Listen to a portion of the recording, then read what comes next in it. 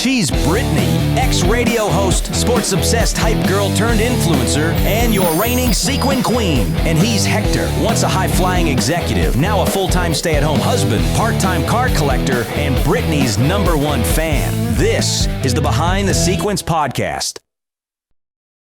Hey, View. Good morning. Morning. Happy Monday.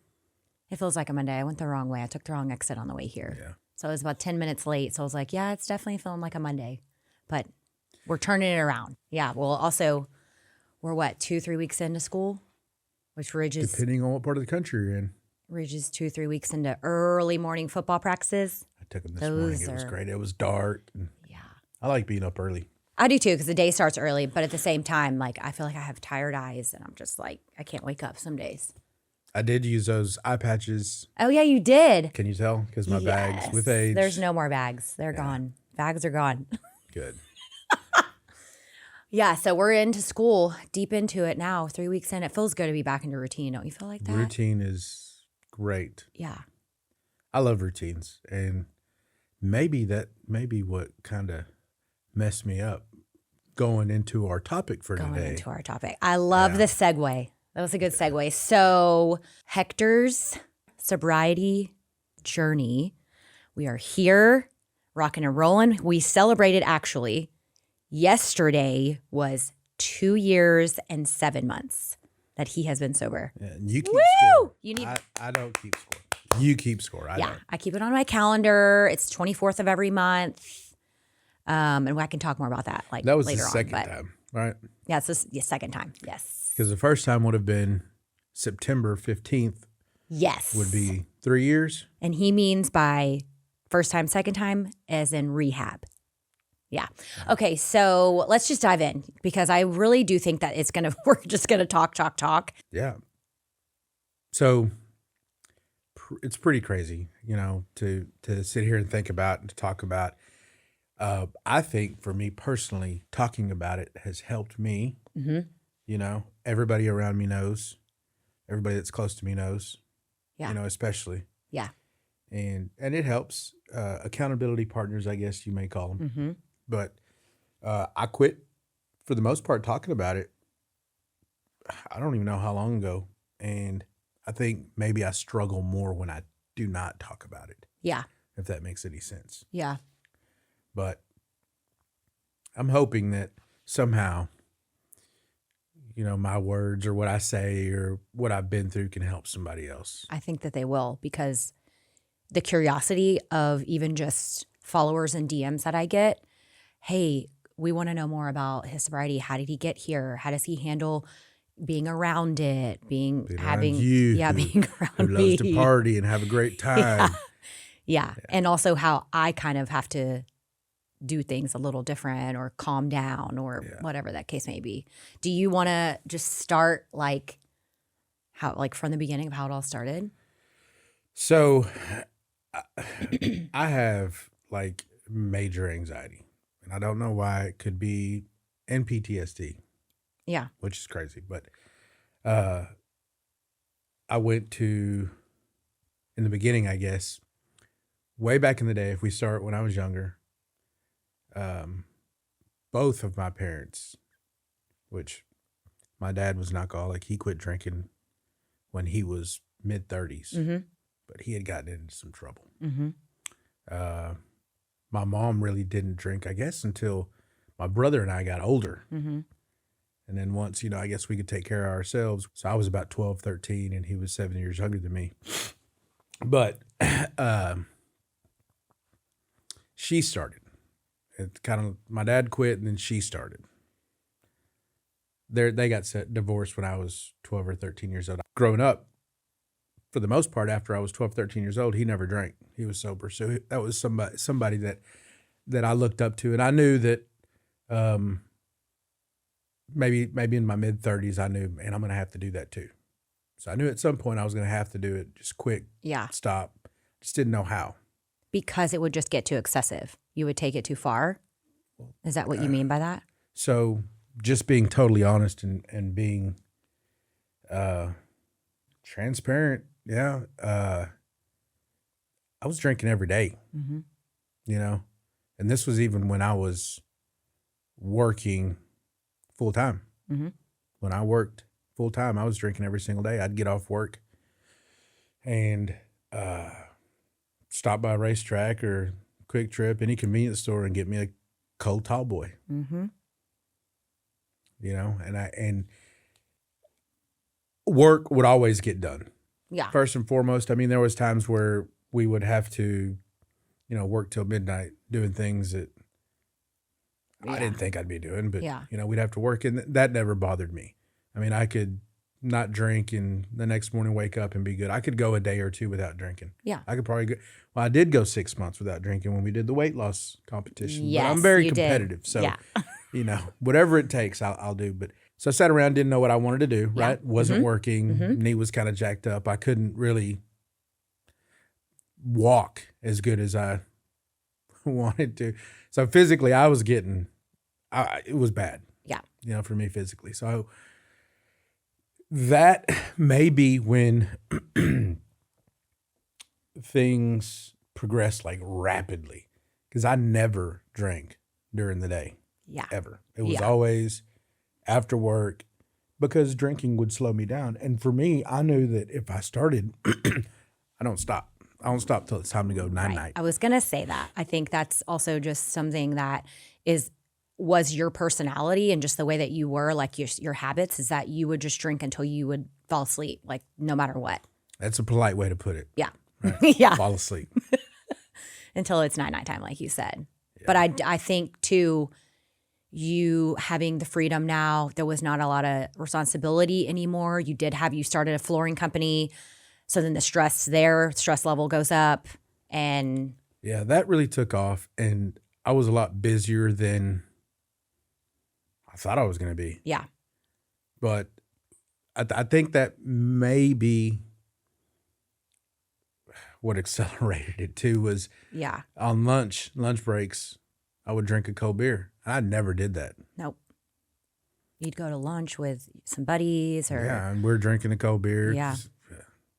And then I would notice it, and I would notice he would get home, and I'm like, okay, a little too much fun today, but I'm over here working on the side doing my own thing, so I'm just kind of like in another world, not really thinking and paying attention to it, because I was just used to him. That's what he did. I got used to it.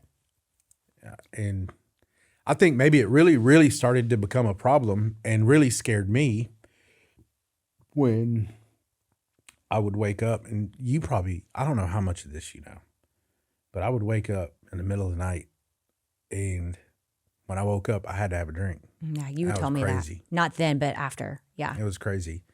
When I started waking up and drinking in the morning, like I would wake up and finish leftover drinks, you know, that weren't finished. I'd finish them. He would finish them. And it's not because you're trying to party and have a good time, or I'm it was I had to keep drinking because I'd get sick. Yeah. And everything hurt. That's when I really started to get worried, is when I would see him try to stop doing it on his own, and he would be in bed for day 1, day 2, day 3. And it was pure sick, like he was sick. Like it was like withdrawals. I'm assuming. I don't really know. I don't really know exactly what happened, but he would be sick, puking, and then would just lay down, and he couldn't function. And then it was like me having to just kind of take control of everything, and Ridge, let's get out of the house. And, you know, like then we would travel, and the same thing would happen when we would go on vacations or go out of town. And so I started noticing and getting frustrated at that point where I'm like, okay, this is getting a little out of control. You need to stop, and we need to figure this out. And I don't know how long those conversations took place.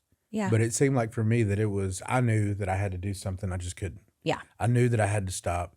I knew that it was controlling my life. I knew that it had completely taken over. Everything that we did, you know, if we went out to eat, I wouldn't choose Wendy's because Wendy's doesn't serve alcohol. Yeah. You know, let's go Yeah. to Chili's, or let's go to a restaurant that Yeah. serves alcohol. Yeah. And then I started, this is bad, but you know, you figure out clever ways to consume when it's not around. Mm-hmm. I never really drank hard liquor until I was a little older. mid to late 30s. Yeah. Then I started drinking vodka because it was convenient and you can't smell it as much as you can smell beer. Mm-hmm. So it was a nightmare. It got out of hand and I had no idea how to stop it. No idea. Yeah. And I think at that point is when I actually realized, like, it was weird because a light bulb just kind of went off in my head of like, okay, now it's beyond the point of control. Now it's just abuse. Now we're, the alcohol abuse kind of like set in. And I was like, okay, now this could be way more serious and he's going to really need help outside of just quitting on his own. And me telling him, you need to stop. Like, you can't just do that. You can.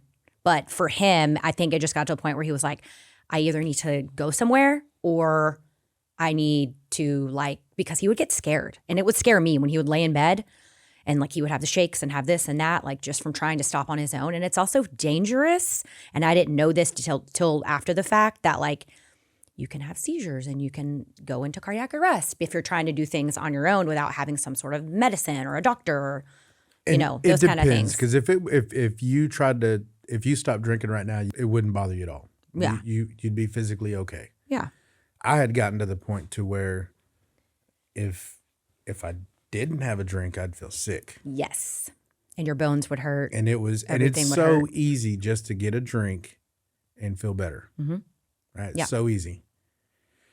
I remember, and I tell you this story all the time, but I remember being outside of used to be 7-Eleven, but a convenience store, and it was like 6:58 a.m. They don't start serving drinks until 7. And I'm like, I walked in, I'm like, my cell phone shows 7, and she's like, I'm sorry, it's 6:58. I remember having to wait 2 minutes for it was a tall boy seltzer. That may have also been what made it so easy to drink in the morning, the seltzers. Yep. Well, so fast forward a little bit. He loves going to the casino. And I mean, now he just goes and plays when he wants or does whatever. But back then when he was drinking, he would immediately go and be there 24 hours, 48 hours. And then I'm like, this is also starting to get out of control. And now, I don't even know how much you're spending and, whatever, whatnot. So it started becoming, now we're abusing the gambling and now we're just completely out of control.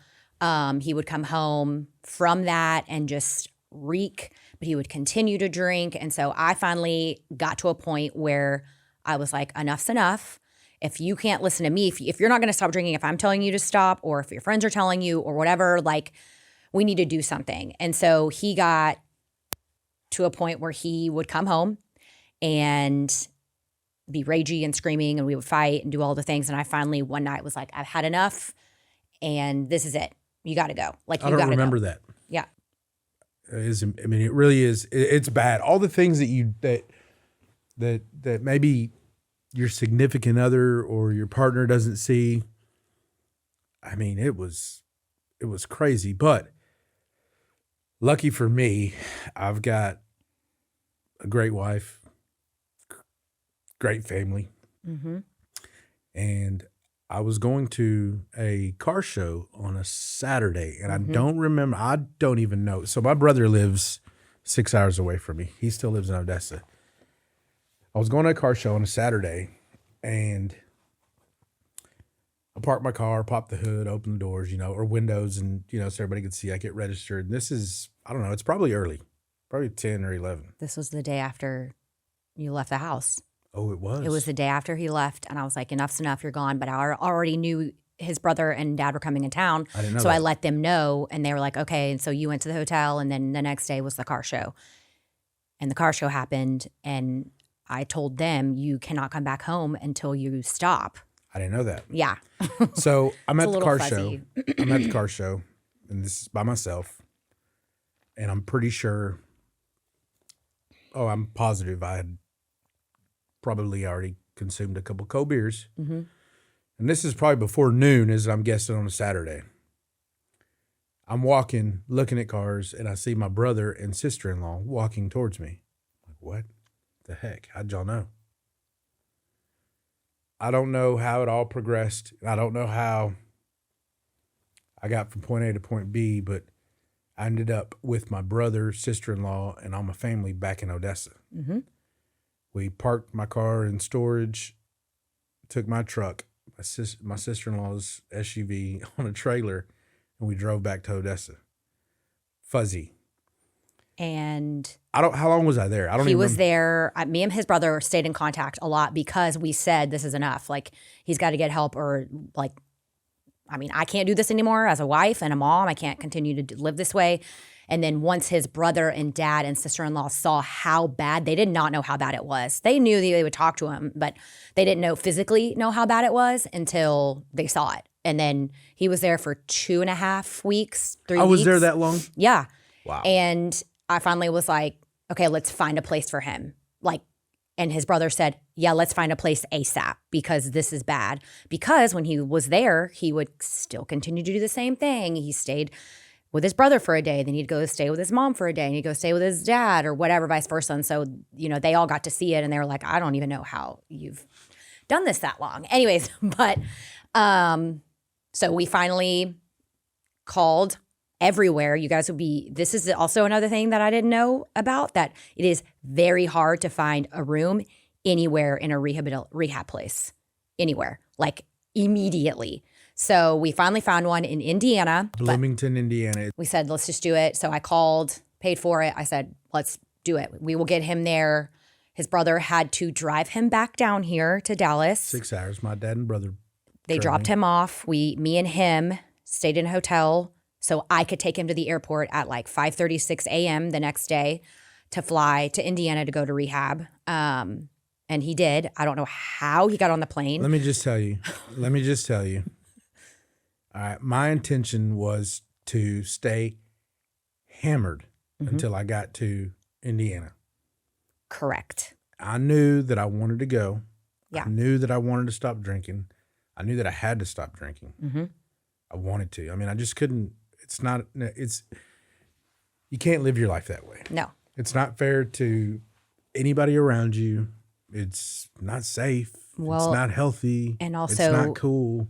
As a wife, and just even like his best friend, I'm like, this is not him anymore. Like, the alcohol has taken over his whole entire being, his whole life, and I'm not going to let it beat him. So I started getting to the point where I'm like, you're going, period, end of story. Like, this is not going to defeat you. It's not going to defeat us, our family. No, this isn't going to happen. So it was rough getting through the airport. I will say that he had a few little things happen to him, but he got on the plane. And he got off the plane and into a car, and he made it to rehab, and he could not have his phone. And that really bothered me and him. But at the same time, I understood why, the reasoning, obviously. But you were there for 3 weeks, right? You're missing the best part. There's a lot. I have no idea how I was able to power through Dallas to Indiana. No. Like I said, my intentions were to be hammered the entire time. Well, I got sick, and this happened probably 2 or 3 times. In the airport. Well, getting sick. I'm about to tell you how I got sick. I would get so sick that I couldn't hold anything in, whether it be alcohol, water, food, nothing. This particular morning started out that way. I woke up and I immediately pounded a tall boy. But I was sick, so I couldn't hold anything in.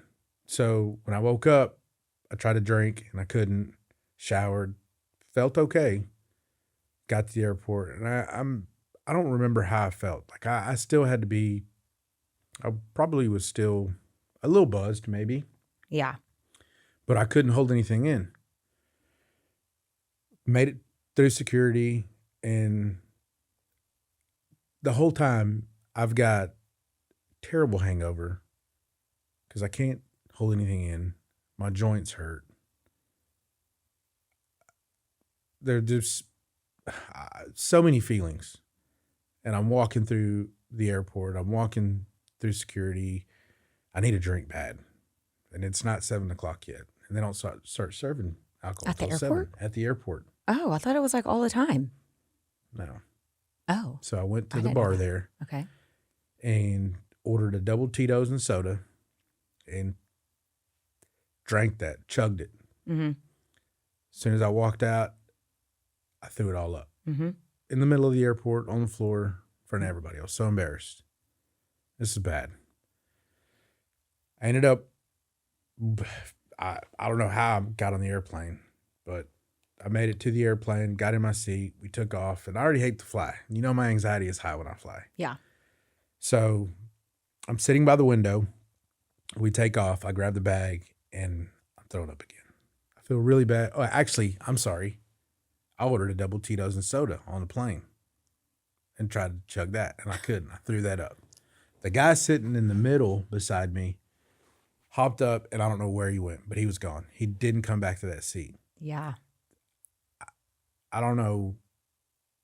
I hopped up. I walked to the front of the plane. I'm not sitting in first class, but I walk right through first class, and I go to the front of the plane, and there's a lady there, and I think her name was Rachel. I don't She's a flight remember. attendant, Yeah, right? she was a flight attendant, and she started to tell me, she's like, I've been sober 14 years. She goes, I know what you're going through. You know, she was awesome, and Yeah. I wish that I could give her a big old hug today and tell her thank you for taking care of me on the plane. She gave me a bag, like a plastic bag, so I could throw up. She let me stay at the front. I was on my knees. Yeah, that was amazing. I was on my knees throwing up right by the exit door. Because you're probably not the only person she's seen on that same flight to Indiana to the same place in the same condition, you know, It was bad. knowing. I'm sure I smelled bad. I felt bad. I looked bad. We were getting ready to land, so I had to go sit back in my seat. And when I got out, when we landed, I got out of the plane. I had instructions to call the place in Indiana, Mm-hmm. and it was a I think an hour. It was an hour ride from the airport to the facility, and the entire time I'm throwing up. I'm in the back seat. So bad. Sparky, Yeah. Sparky's one that picked me up. She was really cool. But she was smoking a cigarette. That made it even worse.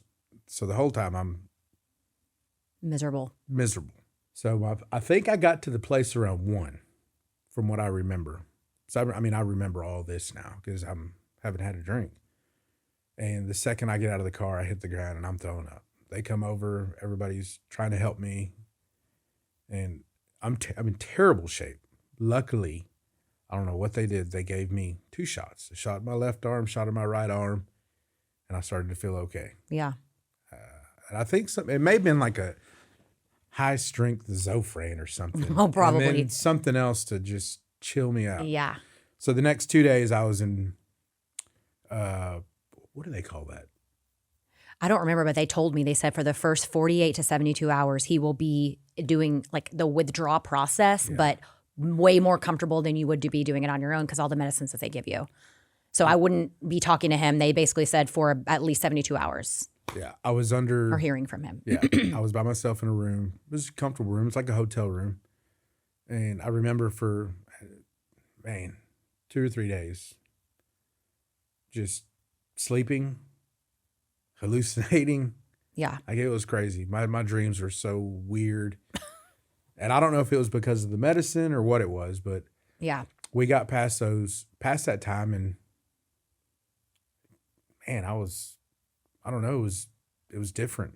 You feel like you were like alive again, like you're clear-minded. Yeah. You're like, wow, this feels great. I feel great. I don't feel pain. So now I'm in the facility, and 2 or 3 days have passed.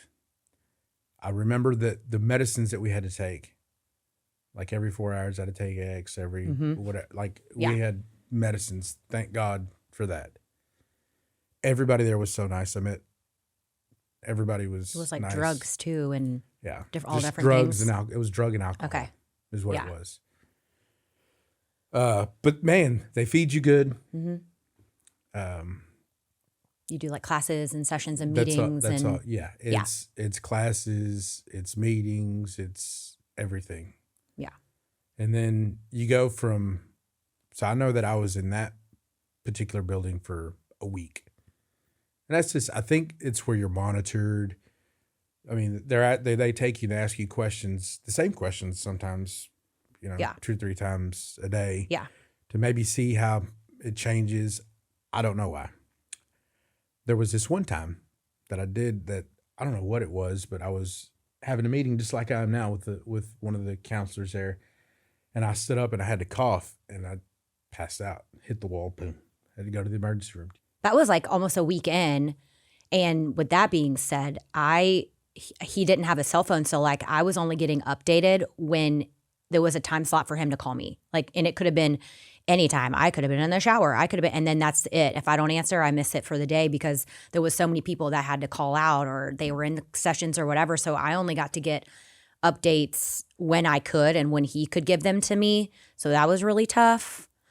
Also and I know people probably thinking this as they're listening is like, my stepdaughter knew what was going on. My family knew what was going on. Not everyone knew what was going on, AKA Ridge at the time was about 10. But it was very hard not being able to know, is he okay? How's he doing? What's going on? But knowing he was in the place he needed to be was very comforting. And I could get a minute to just like take a breath, like, okay. Yeah, you weren't, worried about. Is he going to come home and he's hammered or what, One of the, I think maybe the only way that I could have made it through this was my family, my support system, my wife. Mm-hmm. When I was at the airport, I talked to Chloe, my daughter. I called her and told her what was going on. I texted my aunt and uncle and I said, just pray for me. Yeah. And it was tough. I think that's the only way that I made it through was my support system. Mm-hmm. We got out of rehab. So came back.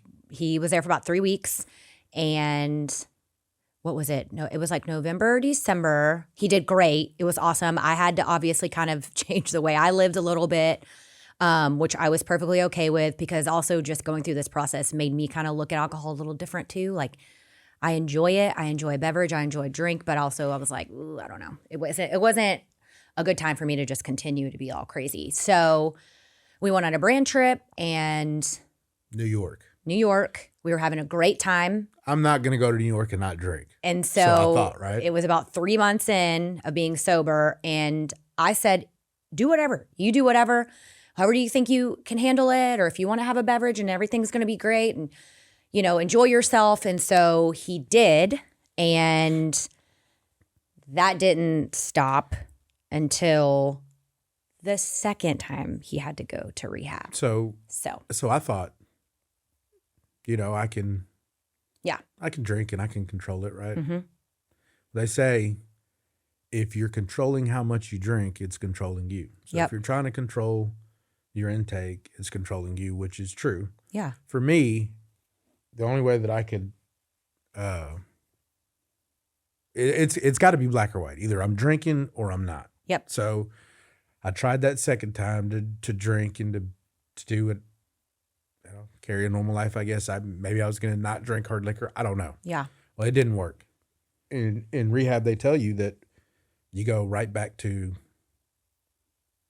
where you left off, I guess. Like habits. So if I was drinking 30 beers a day, I might start with 2 or 3, but you're going to immediately get back to that 30. Yeah. And I did. Well, I think too, the second time it wasn't as intense because he would hide it from me. And the day, this was to me, the second time was worse for me personally.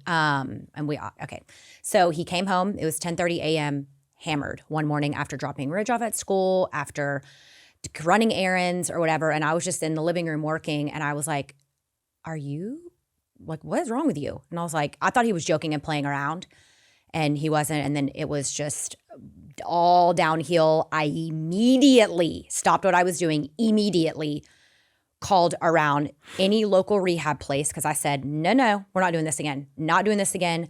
It is not going to beat you. It's not going to defeat you. It's, we're not doing this. And so I got really lucky. We got really lucky because there was one more available room. at this one rehab in Carrollton. And I said, please save it for me. I will bring him up there right now and he'll stay for however long he needed to stay.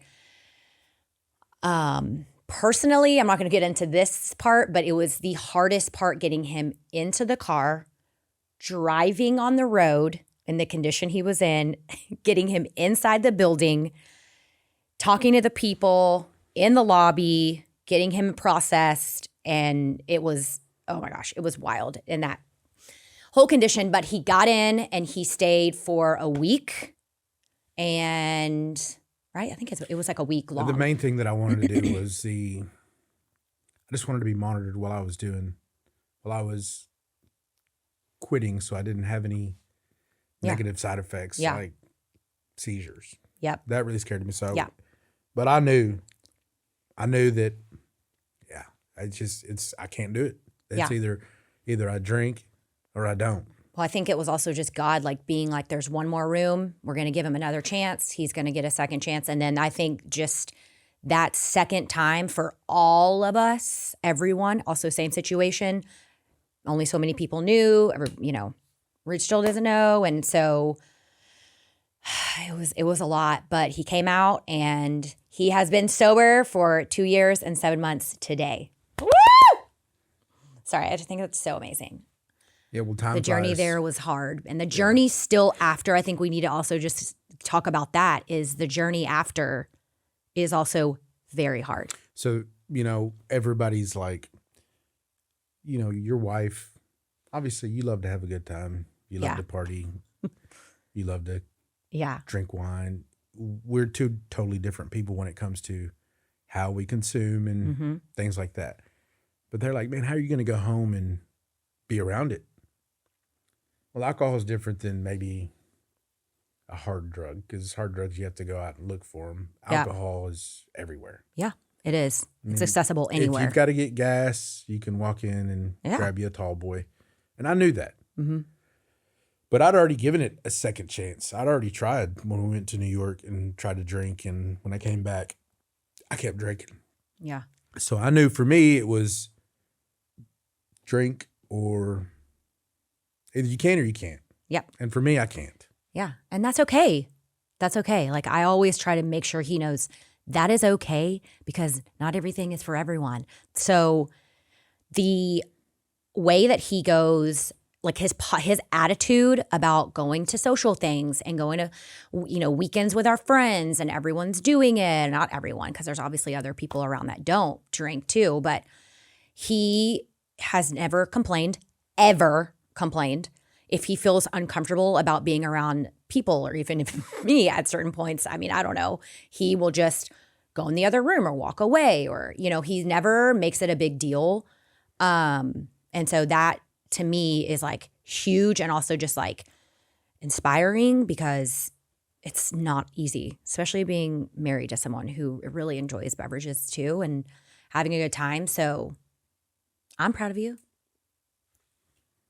I'm proud of you for sticking through with this nightmare that I caused in the past. It was through sickness and in health. Okay. It happened. Yeah, it happened really quick. For me, it felt like it happened so quick, and then I'm like, here I am, and then like here we are, 2.5 years later, and I'm sober. I thank God every day for keeping me alive. Yeah, and I don't know.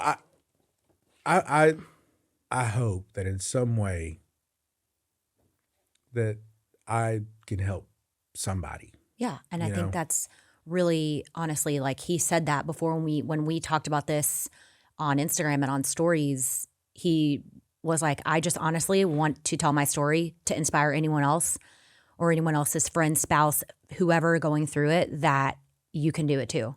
You can get sober if you really need to. And that's with anything. It's not easy. No. And it's great to have a support system. Yeah. For sure. Also like Ridge, it's getting older. Mm-hmm. He sees everything. Yeah. And I don't want to being a good dad's Yeah. important. The social events, like I tell you, that we have to go to, it's a hell of a lot easier when you're drunk. I promise you. It really is. It really is. It's a lot easier. But for me, there's also that part that, man, I don't know what the hell I'm going to do. Yeah. I may take my shirt off and run across the stage. I miss that sometimes. I'm not going to lie. You would always take your shirt off just at the end of the night or the middle of the night, beginning of the party, who knows? But still, I will say too, our marriage is way stronger than it ever has been. It is, more fun. I do miss the fun crazy, but also at the same time, it would get to a point where I'm like, okay, this is enough. That's a lot of crazy. Yeah, It's but a little still, too much crazy. It's our marriage is way better off this way. Your health is better off this way. I think when I was drinking in the morning, it takes over your entire being, and it did. Yeah, it does. And then it changes your mind, changes how you think, changes how you function. You don't think about it. You justify everything when you're drinking. I promise you, you 100%. And when you see it from the outside, that's when you know this is not that person anymore. It has taken over them, and you either help them or you let it defeat them. And that's just kind of where God was telling me, like, hey, this is why you're his wife, and this is, sometimes it's part of just being their partner. I don't know. I don't know if I would have quit if I wasn't married. Oh, yeah. No, that would have been way harder. I mean, your brother was not going to let you not live. He was not having it either. My dad told me, he said, if he said in his head, he was thinking, if this guy keeps drinking, he's going to kill himself. Yes. And he told me the same and thing. When my dad said that, I was like, wow. It's my dad. I mean, I could drink. I mean, I could be drunk and you not even know it if I was drinking. Yeah. Just because I could guess function. I'd gotten to the point. Yeah. This has been a lot. And I hope that if anyone listening, I hope this is helpful or interesting or. I promise you, life is better. Yes. Sober. I agree. And I'm like, it can't possibly be. I mean, yeah. This is so much fun drinking. Yeah. I'm having such a great time. But what you do while you're drinking never goes away. From the other side, enjoying, I used to feel guilty. Okay. Like in the beginning, I'd be like, oh my God, like just stop. Or you don't need that glass of wine. Or if we go to a restaurant, like you don't need to order, everyone else can order, just so he didn't feel alone. And then he would say, well, you can't really change your life just because I have to change mine. And at first I would still be like, I don't know. And then I finally got to the point where I was like, if I just want to enjoy a drink, have a glass of wine or two, whatever the case may be, like I can do that. But I also know I have to be responsible and stop when I need to stop or whatever the case may be. So I don't think there really is the guilt feeling anymore like there used to be. I can still enjoy it. We can still go on vacations. I can still drink around whoever, my friends. But I do think that there is a respect from my side of it that I have to know, like, okay, you can't just come home hammered from this or do this or that. Yeah, I'm always aware of it. Always. Even if I don't tell him, I'm always aware of it. But I always make sure he knows that. Like, I'm very proud of him because having to also not, be able to drink or do that and just stay away from it. He goes, he's got to like be around the people or be around it at home. He also will go to the store, which is very commending of him. Oh yeah, I go to. But it doesn't bother him to go to the store. I mean, you have to. I mean, it's like anything. If you're afraid of something or you don't want to do something, you just hit it head on and get it over with. Yeah. You rip the Band-Aid off. And right. Like with alcohol, it was. I mean, if I can't just take the long way because I don't want to pass the liquor store. Right. No. So the only time that I've ever felt bad going into the liquor store was when I went in to buy vodka for an event or something. Yeah. And I was like, I felt guilty. I'm like, I feel so bad coming in here and buying this bottle of vodka. And I knew I wasn't going to drink it. I knew it wasn't for me, but I just felt bad. Eerie, kind of. Yeah. I'm like, I felt like I was doing I wasn't doing the right thing. Yeah. But that's the only time I've ever felt weird going into Yeah. a liquor store, and I don't pass by the cold beer and think about ripping one out of the 6-pack and drinking it. I don't do that, Yeah. But there's alternatives. Topo There Chico, are alternatives. Budweiser Thankfully. Zero. And also a lot of the non-alcoholic beers, we will go to a restaurant and he'll order one and I'm like, this tastes just like beer. It does. It tastes just like a Coors Light or whatever. And a lot of times I like during the week, like Mondays and Tuesdays, which I really like doing, is I will drink non-alcoholic beer so that I don't drink the, regular beer or whatever. But they're actually really good and you can't really tell the difference at all. Also want to tell you this. I always thought when I was drinking and having a good time, I thought everybody around me was as drunk as I was. He says that all the time. Yeah. And, a lot of people around me said, man, I didn't even know. I couldn't even tell. I didn't even know you had a problem. Yeah. A lot of people couldn't tell. A lot of people that were around me a lot. Okay. What advice would you give anyone else maybe struggling or knowing someone that's struggling? Like what advice would you give? Man. Well, you don't know what the other side is like, right? You don't know what sobriety is like, and you don't know how good it could be. Mm-hmm. So try it. Yeah. See what life is like without alcohol. Mm-hmm. I always wanted to see how far I could take my own personal life sober. Yeah. Like I didn't know how good I could be at work, or I didn't know how much better I could be at work, or how much more I'd retain, or how much more I could get done sober. And it's crazy. Yeah, it is. It's better. I'm thankful. I love my life a hell of a lot more than I did when I was drinking. And it's crazy. Like my relationships are just, everything is better. Yeah. Except going to concerts. I'd love to go to concerts and still just let loose and dance like nobody's watching. Well, we are going to go to some college football games, so that's going to be really fun. And but that's also, I don't know, that's different. The alternatives there, like I will drink tea or Pepsi or depending on what they serve. Yeah. So the habit, I'll still have that. I'll Yeah. still have a good time. Of course. But yeah. Not everybody gets as drunk as you, Hector. That's what I always thought too. Everybody was as hammered as me. And that's what I was saying when I go out and I see people, I'm like, man, everybody's just normal. No one really drank as much as me. And so I'm the only one that was acting a fool, So not everybody drinks like you think they do. Yeah. When you're that hammered. You think everybody's as drunk as you. Nope. No, but I think now, I don't know. I'm so thankful that we are where we are now because our marriage is better, our relationships are better, family's better, everything is better, for sure. It is. Yeah. 100%. Thank you for never giving up on me. Of course. Well, I'm proud of you, Boo. Fist pump it. Woo!